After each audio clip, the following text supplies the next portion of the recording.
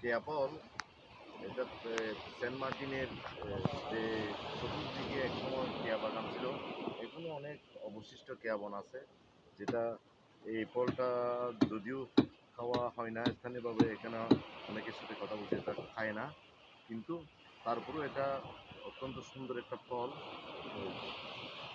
এটা এখানকার এই যে কেয়া বনের অনেক জায়গায় এটা ফুটে আসছে, ধরছে। এটা দেখতে খুবই সুন্দর এবং ইয়া মনে হচ্ছে যে সেন্ট মার্টিনের যে রক্ষা কবচ বললেই চলে। এটা সেন্ট মার্টিনের বাগান এখন এটার জন্য কাজ করে।